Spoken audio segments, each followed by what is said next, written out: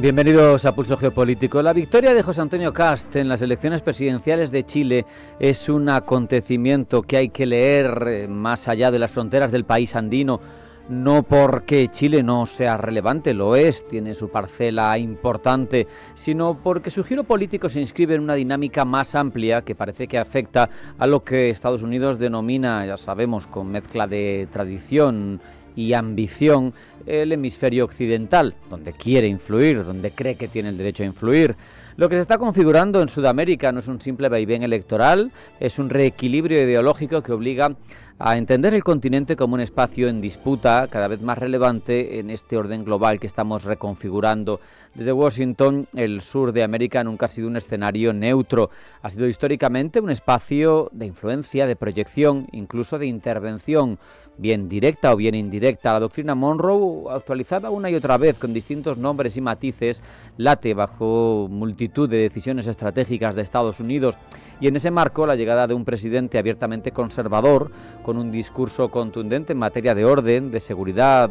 y de relaciones internacionales, refuerza la tendencia que en los últimos años se va consolidando en buena parte de Sudamérica, el desplazamiento del péndulo político hacia la derecha. Chile se suma así a un mapa regional donde predominan gobiernos conservadores o de centro-derecha, algunos con perfiles abiertamente liberales en lo económico y claramente firmes en lo político. Es obvio que no todos responden al mismo molde ni comparten exactamente las agendas, pero sí coinciden en algo esencial. Tienen una mayor sintonía con los planteamientos occidentales tradicionales y una relación menos ambigua con Estados Unidos, a la vez que su visión es más escéptica hacia todos aquellos proyectos globales de integración regional que venían en décadas anteriores impulsando desde la izquierda iberoamericana. Este giro tiene una lectura, por tanto, claramente geopolítica, en un momento en el que Estados Unidos se ve claramente desafiado por China en múltiples frentes, no en el militar, pero sí en el tecnológico, en el comercial,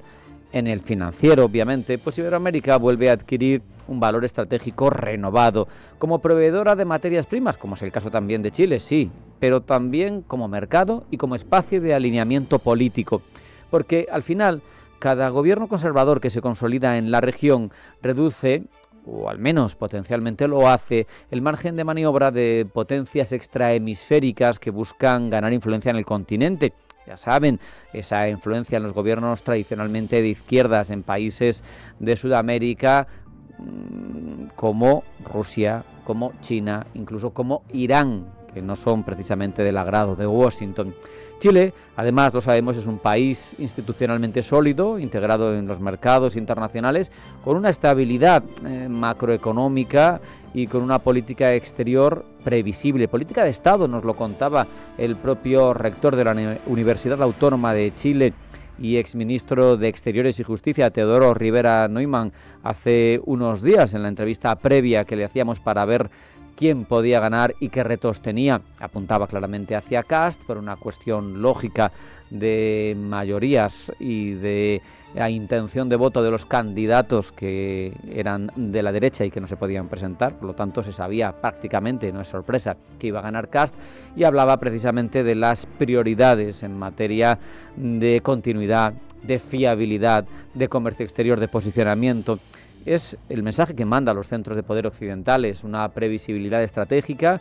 que es algo que en un mundo que es cada vez más volátil es claramente apreciado. Eso sí, si volvemos a ampliar el foco, el panorama no es homogéneo, no puede leerse en clave de victoria total de la derecha en el continente, porque las dos mayores economías de Iberoamérica, la de México y la de Brasil, siguen gobernadas por la izquierda, y eso introduce un matiz a la hora de analizar hacia dónde vira el signo político de los países que integran ese global, ese conjunto iberoamericano.